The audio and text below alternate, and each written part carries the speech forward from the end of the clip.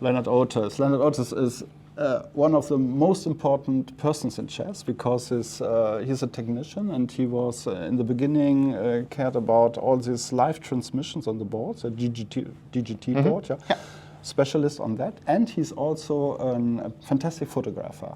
So, and he's connected here to this tournament, and I think you started when 10 years ago, 20 years ago. I think like this tournament I started, I think 2011. To work for this tournament involved actually with video streaming, and later I added DGT as well for this event and photography. And DGT board when this started? So, actually it's a funny story. Like the reason how I got involved with DGT broadcast is a tournament in the Netherlands where their DGT operator last minute had to go to another event because they asked him like, hey, can you go to St. Louis or to the US Championships? And so they had to find a replacement real fast. So like in one evening, he actually explained me how to use the DGT software, and then I run that software for that event, which was I think in 2012. Okay, the first time then, yeah. So that's how I got involved with DGT boards, and now I created a lot of like custom scripts and programmed a lot of things to help myself operating DGT boards and get all kinds of notifications. It was not so easy, no? In the beginning it was not easy to No. It was difficult. Yeah. So fortunately, like I jumped in a bit later. So I mean, DGT has their software is kind of okay. So it's nice to broadcast the games, but it's kind of like boring for me to do only that. So then I added photos to it, and for other events I make live video broadcasts. Which is something that we do here as well. And for the broadcast here, I'm basically their stats guy. I look for all kinds of stats related to the tournament. Like for example, like Pragananda, like he lost the first 2 rounds as a title defender.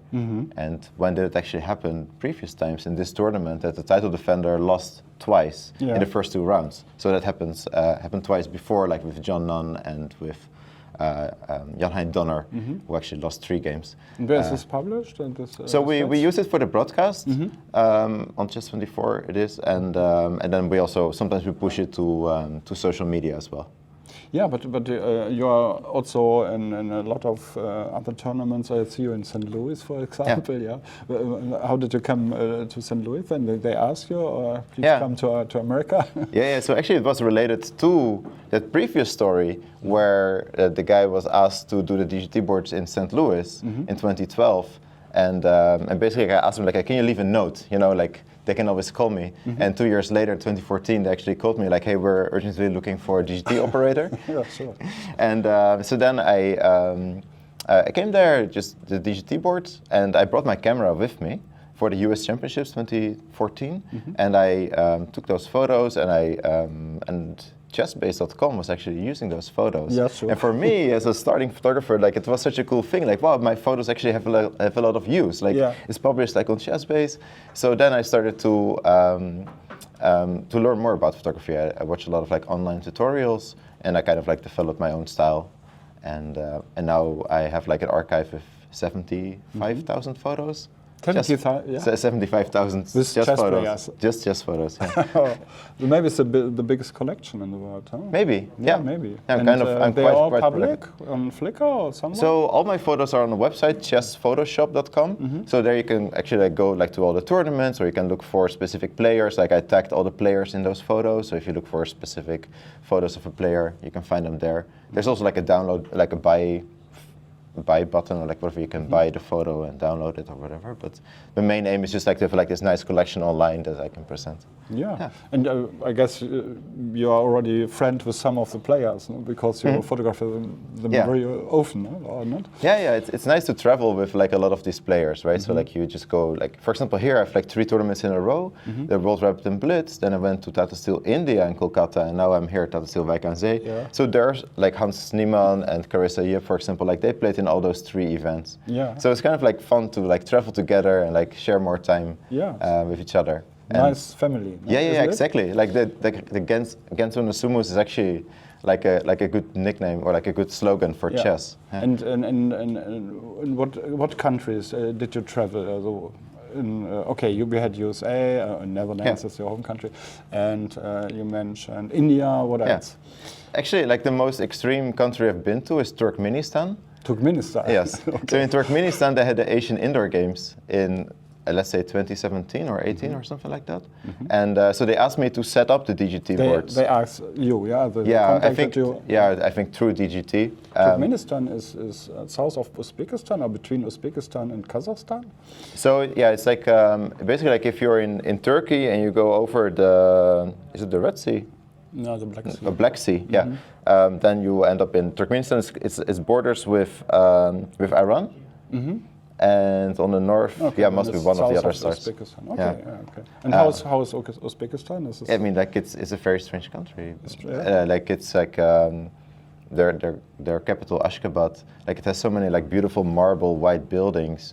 But from at the same time, from the past, also kind of new. I mean, like they really like they developed a lot of like nice architecture there. But at the same time, like it's ruled through a dictatorship.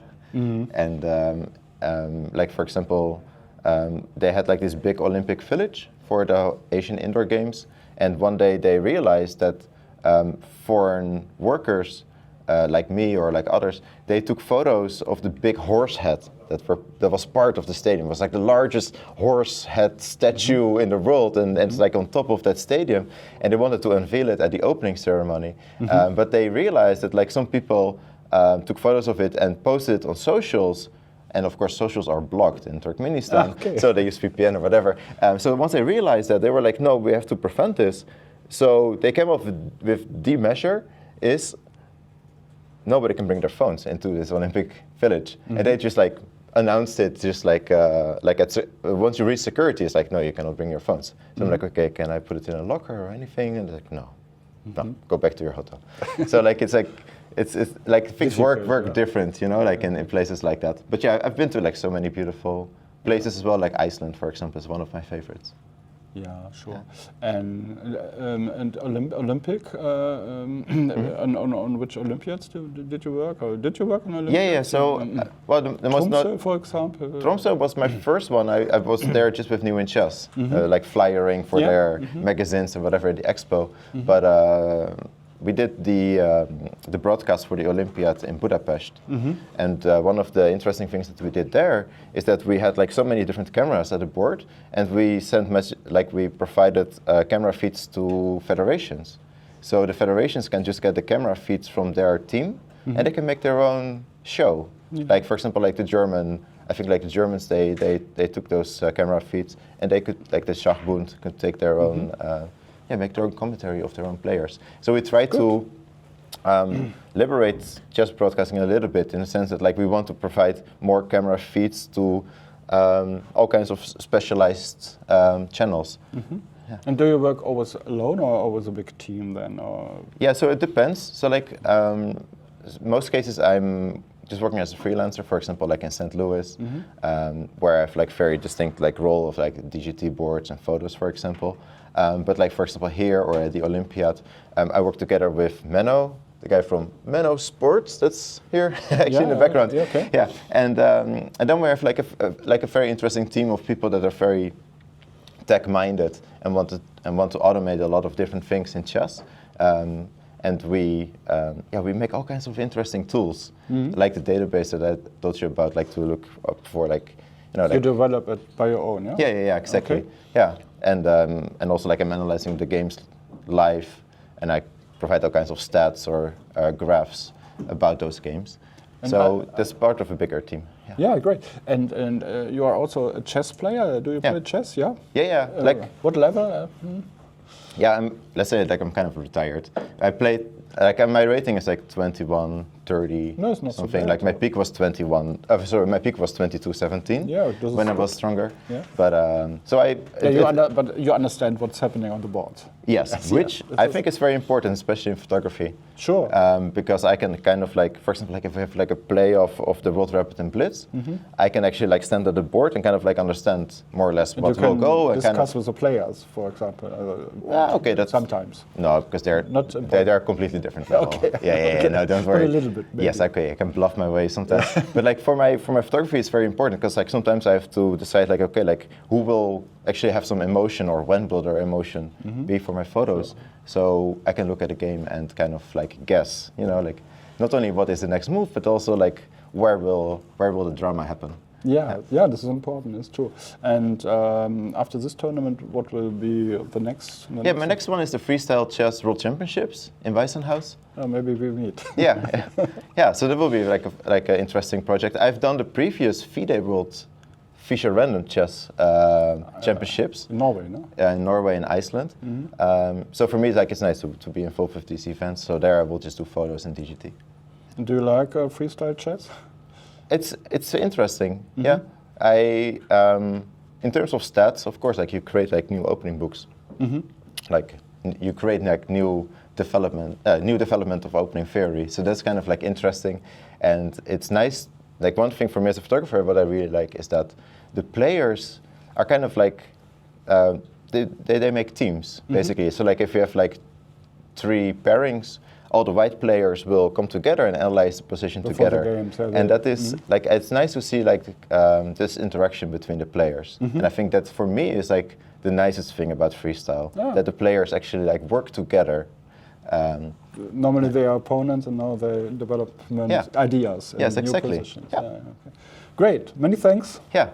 Have a good You're tournament. Welcome. Yeah, thank you. Thank you.